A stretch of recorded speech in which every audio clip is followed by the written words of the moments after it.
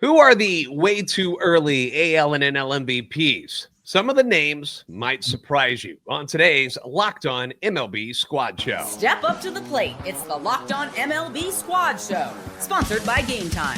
From the Dodgers to the Astros, the Mets to the Rangers, and everyone else in the league, with the experts of the Locked On Podcast Network bringing you the most comprehensive breakdown of all the action around the horn. We're coming in spikes up, no hurt feelings allowed, so squad up.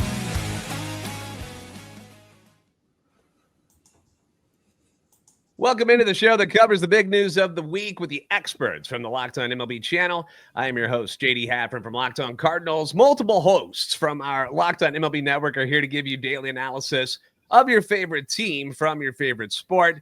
Let's roll through the names, boys and girls. We got Jeff from Locked On Reds. We got Jeremiah from Locked On Marlins. H-Down from the Astros. Booney from the A's. Stace from the Yankees. Chuck coming in from Milwaukee and the Brewers. Justin from Cleveland with the Guardians. And I guess the Rob Manfredish type of guy. Sully representing all of the league as our Locked On MLB host. Today's episode brought to you by we can blame him. Download the Gametime app. Create an account. Use the code LOCKEDONMLB for $20 off your first purchase.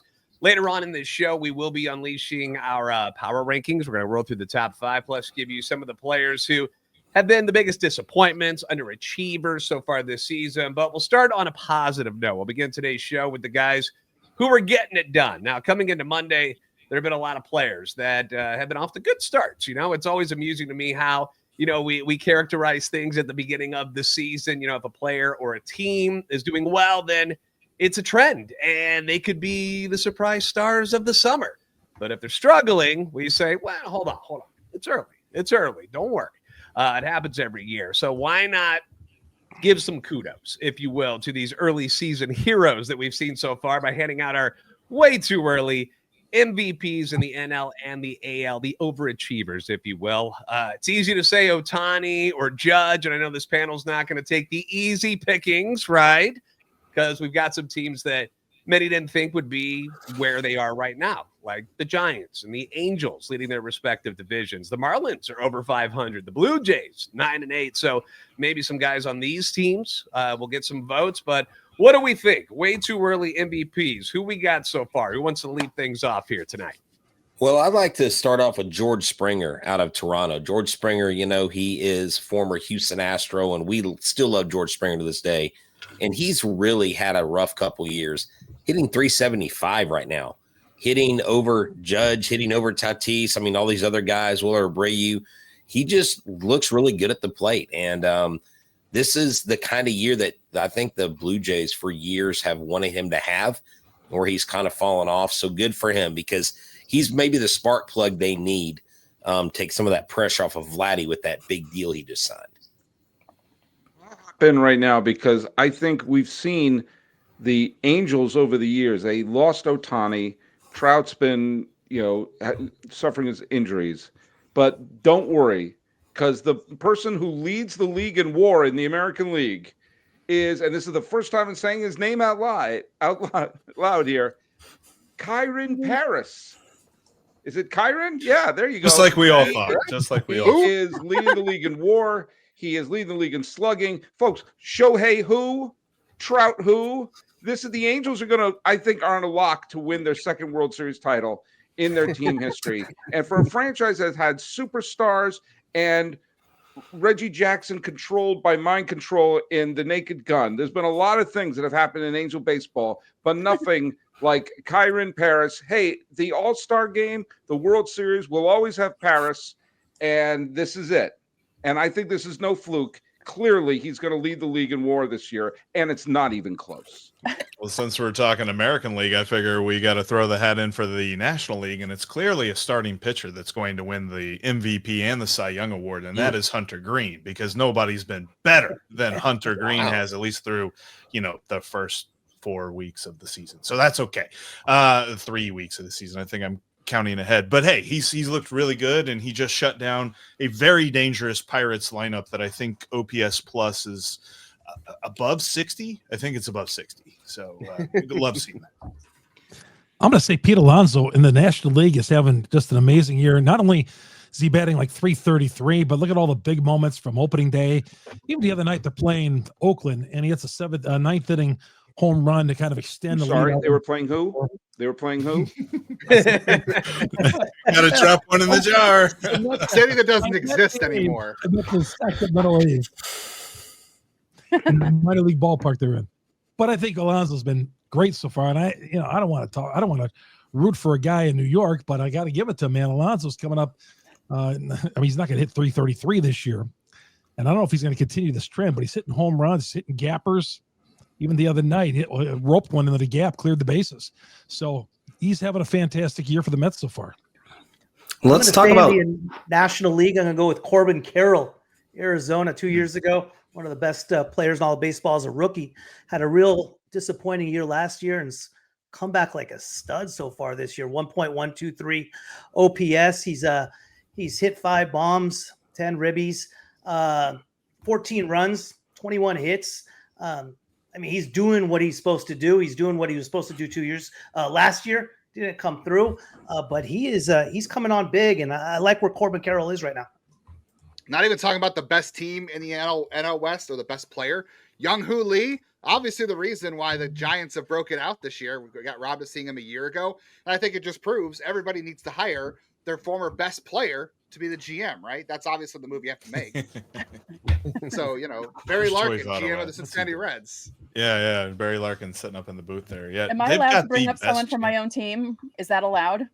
Of course, I did. So. Don't be ashamed because your team's good.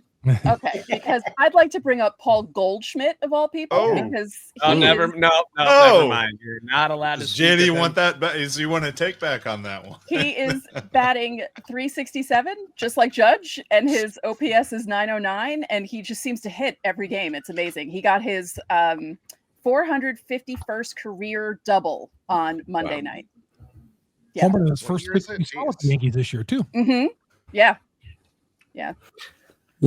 Jeff, the other contender in the National League for the Cy Young, I say, would be Spencer Schwellenbach for the Braves.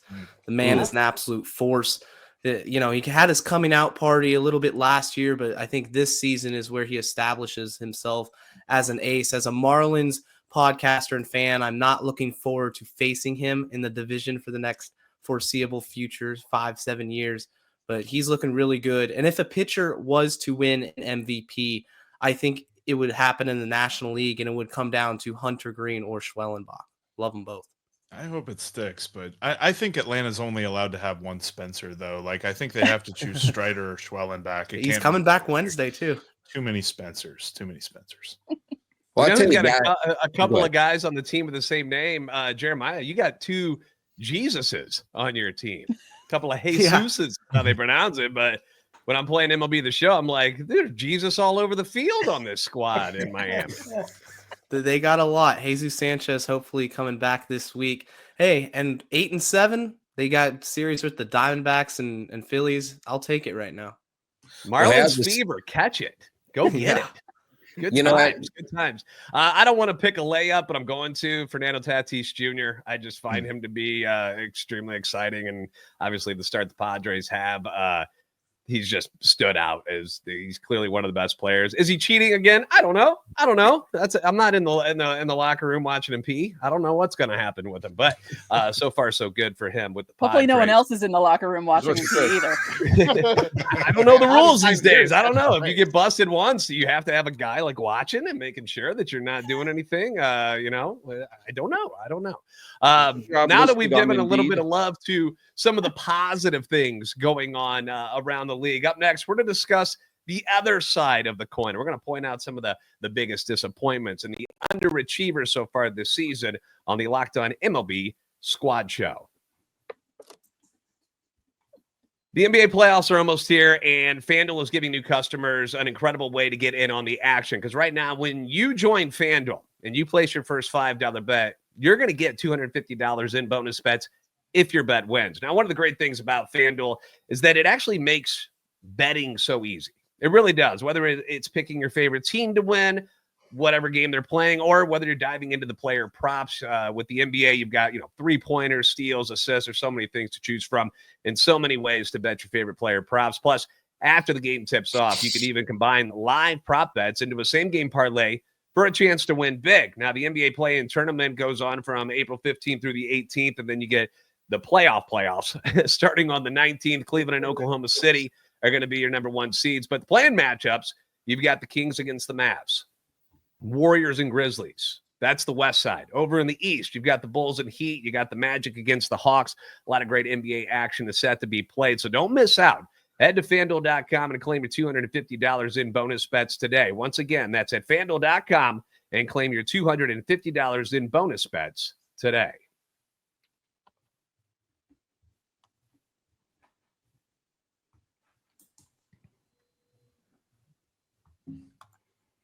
So we've patted the guys on the back who have done well so far this season. Now we gotta be the bad people. We gotta call out some of the guys who aren't exactly living up to expectations so far this season. And you can either go position player, you can go pitcher, you can pick two of each if you want to. I'm going to start things off. We brought up the Spencers over in Atlanta, and the guy that is not having such a great start has been Chris Sale. You've got the NL Cy Young Award winner at 0-2 with the 6.63 ERA. Been a rough start for him, and of course for the Atlanta Braves altogether so far this season. Your guys' thoughts on the slow start for Chris Sale? Is this something he's going to come out of at some point, or are you guys genuinely concerned with what you've seen from him so far? He'll cut his way out of it.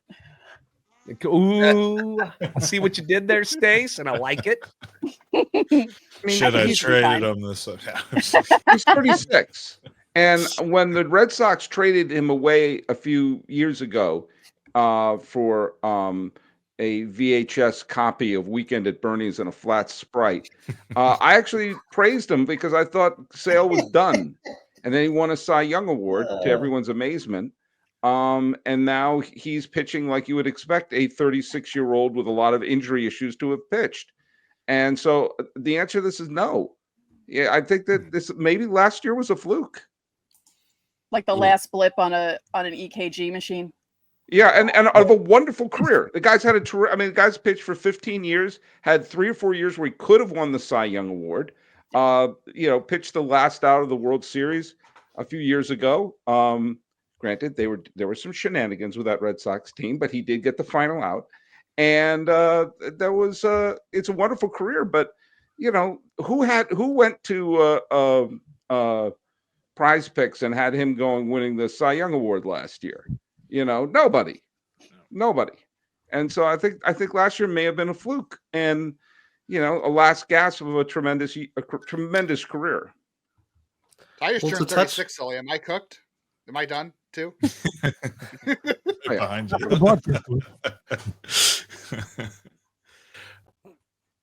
To touch on those pitchers, you mentioned Chris Sale, and it's in the back half of his career. The clock's going to strike midnight on everyone eventually. And somebody that I'm not necessarily completely out on, but there's signs of concern, is Jacob deGrom for the Rangers. I mean, he comes back from the injury. The velocity isn't what we're used to seeing, and he's giving up a ton of base hits through his first 3 starts. The control hasn't been there. The ERA is still fine. It's in the mid-4s, but that's not the Jacob deGrom I grew up watching. So I'm keeping on tabs with him because as also an owner of deGrom on my fantasy team, I'd like to see some improvement. But, age is a factor. I would say, except if you're Paul Goldschmidt, right, Stace? Because he just keeps on chugging along, doesn't he? I mean, who knew that signing a first baseman that old would actually work out okay for the Yankees so far in the first 16 games? I'm going to bring up multiple Minnesota Twins because the American League Central is wide open, and you look up, and has anyone told Carlos Correa that these games count? I mean, he is slashing 164, 233, 255 slugging. Jose Miranda is off to a horrible start. Harrison Bader's off to a horrible start. Byron Buxton is off to a horrible start. And Hoyt Wilhelm, who is the great the first Hall of Fame reliever, he died about 20 years ago, and is tied with the Minnesota staff with saves this year. 0. They haven't recorded a save yet. I know it's early, but holy Jeff Reardon, at one point you gotta record a save. And there is, and Justin, don't take this the wrong way. There is no big powerhouse in the American League Central. And for a team like the Minnesota Twins, 3 playoff teams a year ago. Okay.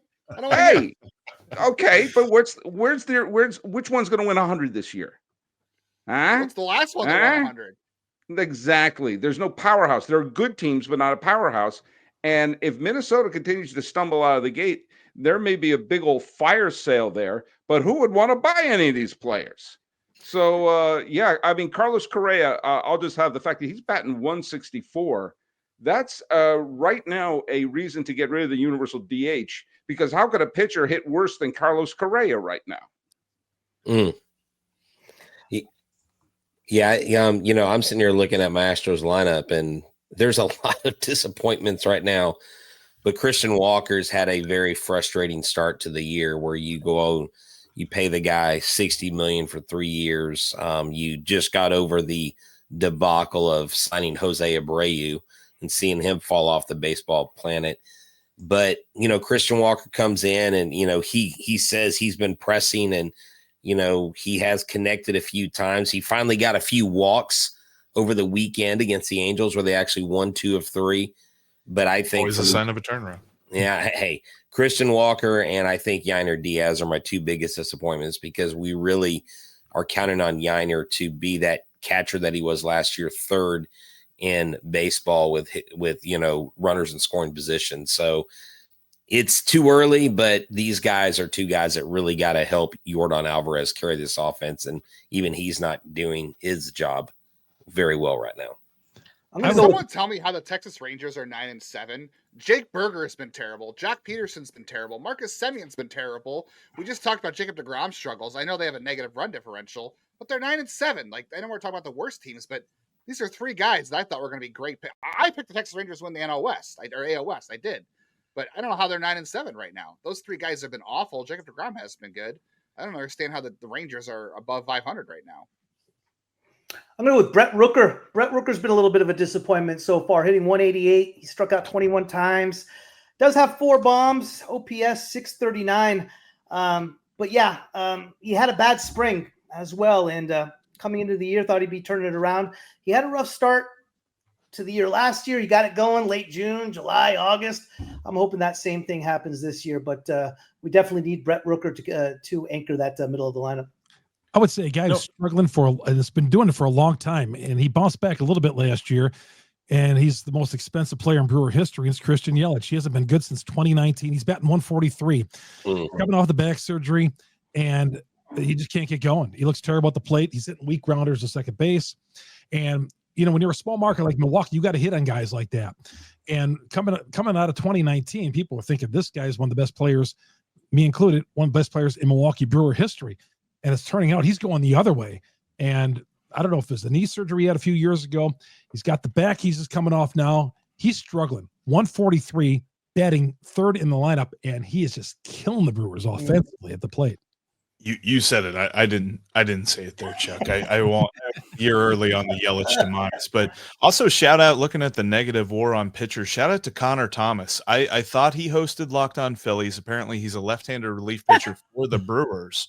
And in 2 games, he gave up 12 earned runs. Wow. Am I reading that correct? Oh, let's give a shout out to the Locked On Podcast Network, that we've gone from wanting to get media credentials to now you can actually pitch in a major league game. Shout out to Locked On Phillies, our buddy Connor Thomas. I just saw that name and I'm like, what? That's awesome. It's been a patchwork there for the Brewers bullpen and pitching staff, but man, calling on Locked On hosts. He's a Rule 5 pick, and you know how that works. You got to stay on the team the whole year, but he might not make it. To keep pitching like that. My disappointing player from my team is Cody Bellinger.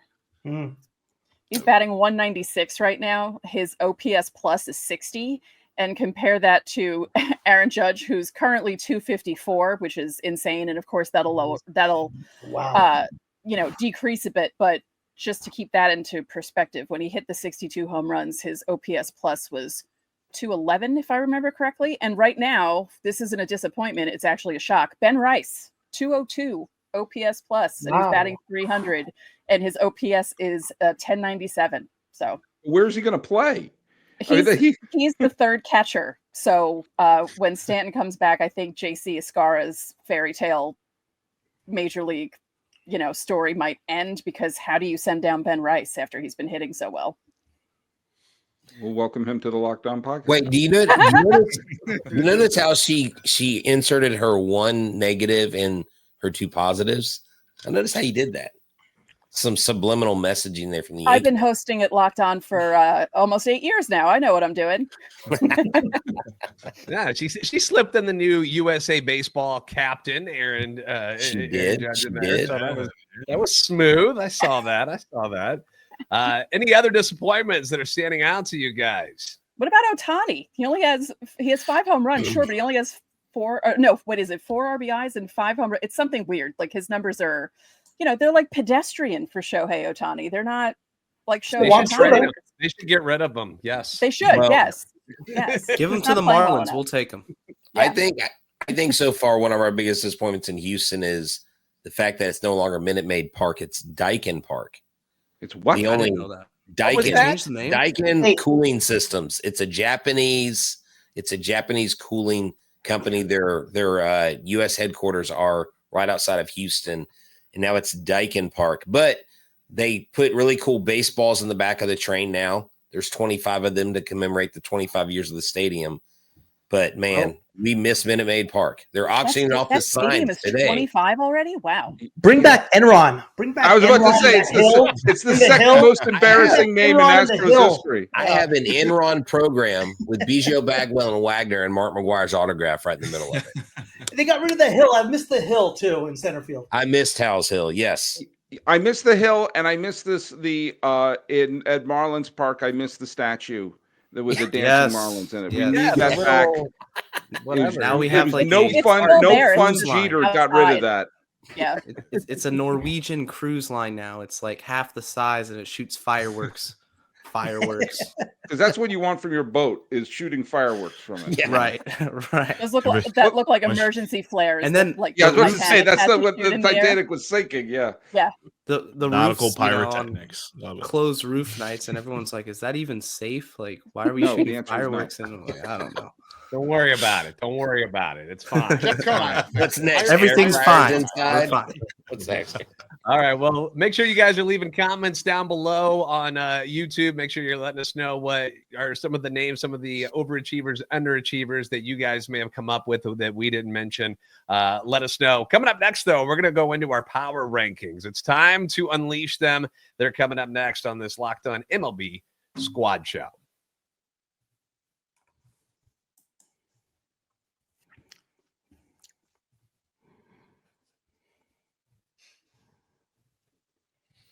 Basketball and hockey playoffs are heating up, and there's no better way to turn your sports knowledge into real rewards than with PrizePicks, the easiest and most exciting way to play Dallas Daily Fantasy. Now, with PrizePicks, you simply pick more or less on at least 2 player projections, and you're in, just like that. You can even combine players across sports, basketball, hockey, baseball, and more for your chance to win up to 2,000 times your cash. For example, in basketball, with these playing games that are going on, Steph Curry, Golden State Warriors, going for more than 20 points. You could pick that, plus have, say, Trae Young from the Atlanta Hawks dishing out 8 or more assists. Over in hockey, you got Connor McDavid, or McJesus, as some call him, to have more than 1 goal. And then go over to Austin Matthews with the Toronto Maple Leafs, with more than 5 shots on goal in a game. And it's really not that complicated, to be honest with you. In fact, it's very easy to set up your lineup, and you can literally do it in under 60 seconds. Download the app today. Use code LOCKEDONMLB to get $50 instantly after you play your first $5 lineup. That's code LOCKEDONMLB to get $50 instantly after you play your first $5 lineup. PrizePicks, run your game.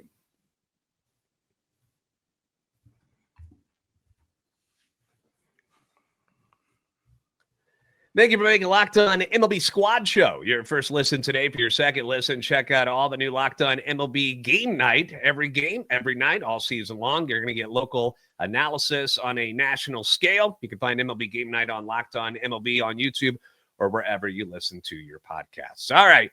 The gang is here. It's time for our top 5 power rankings where we go from 5 down to 1. These are the teams that we consider the best 5 teams in Major League Baseball. Obviously, win-loss record is going to be a big deal here, but perhaps we'll see some surprises from the guys who feel that maybe the win-loss record isn't an accurate depiction of how good or bad a team has been so far, since it is early in the season. Best records at this moment belong to the Padres, Giants, Mets, Dodgers, Cubs, and Tigers when it comes to winning percentage. All of those guys have double-digit wins. So where would you like to start as our number 5 team? Because looking at that, just grouping right there, I feel like the Tigers would be number 5 for me. But, if anybody wants to argue with that, I'm willing to listen. Tigers the best team in the American League right now? Yep. They sure are. All right. And you were just in the AL in their Central. last 10. They're 8-2 in their last 10 also. I think the Cubs are. Cubs, to me, have the best lineup from top to bottom. And I'm surprised how their pitching's held up. But for me, number 5 right now would be the Cubs, just because of the lineup. Tucker has been such a difference for that team. And if their pitching can hold up, they're in some bad news for them with Justin Steele's injury. Yeah, that's gonna I know Jeff and I are really bummed about that in the NL. Horribly bummed. Horribly. With Milwaukee, I know we're all really bummed to hear it. You don't like to hear injuries, but part of us is all going, yes. Really, we don't have to face really it anymore. I am a little worried that the Cubs are going to start pulling away here. They got to that slow start, and their bullpen is having some issues. And also those 2 games in Japan to start the season. But, man, they're on a roll right now, and they're winning again tonight in San Diego. And they've won in Los Angeles, and they've won in San Diego. I mean, they beat 3 in Los Angeles, yeah. And they got right in Sacramento. The only question I have with the Cubs comes down to like the bullpen, the back half of that bullpen. You have the closer, Ryan Presley is just. It feels like he's 1 or 2 blown saves away from being booted from that role. And you have Porter Hodge, who's really talented, but it's kind of unproven in that role. I think in a division like the Central, you need an elite back half of the pen. Every time I hear the name Porter Hodge, I think he should walk in with a banjo or something. Like he sounds like a bluegrass artist. He doesn't sound like a relief pitcher. I thought he lived next door to Paddington. I thought that's what I thought. Paddington Bear, yes. Porter Hodge, with the Cubs mentioning Kyle Tucker, I think that's key. If you look, I mean, they've got the largest run differential in the league at plus 43 runs, and that has to do with their offense. And Kyle Tucker is that guy that when he gets going, I mean, we saw it firsthand here in Houston. And so that can sustain you. And if those pitchers can gain some consistency and confidence, I mean, if you can out hit the other team a lot of times early on, that'll do it for you. Yeah. Is he adding another year or another $10 million per home run? Like it feels like every Cubs fan kind of looks at that and they're just like, let's go. And my gosh, we still haven't signed him yet. Well, I know Booney had enough of Kyle Tucker after that series. Keep in mind that run differential, 25 runs was against the A's. Yeah. Wow. Half of that was Tucker alone. Okay. Booney coming in with the honesty. Hold on. Smackdown coming in. Thank you, Sacramento. 16-0. It's baseball. Catch it. ATHs, thank you. So I'll say, I'm gonna throw something out, and not just kissing up to Jeff here, but the Reds went on that stretch where they're losing a bunch of 1-0 games and 3-2 games, and they're starting to right the ship, and the pitching is still pretty good. And I don't think there's a powerhouse in either Central Division. The Cubs showing up notwithstanding, and I like the Reds pitching, and I don't think Terry Francona came back from the beach to do a reclamation project or to do a rebuilding project is what I meant to say. It would not surprise me. They have 2 or 3 pitchers in that rotation that, I mean, Hunter Green right now is off to great. Lodolo's off to a great start. And if their hitting can match the pitching, I think they're going to win a bunch of games, especially when they start playing more games like Pittsburgh and shortly after St. Louis has their fire sale. I think that I'm not ready for the top 5 yet. I don't think they're quite there just because the top 5, they're number 1.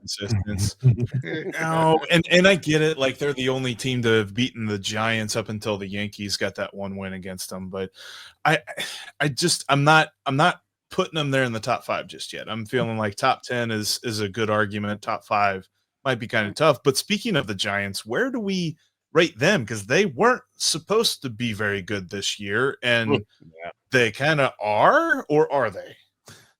Right now they are. Right now, so they Top are. 6 teams that we mentioned with the double-digit wins.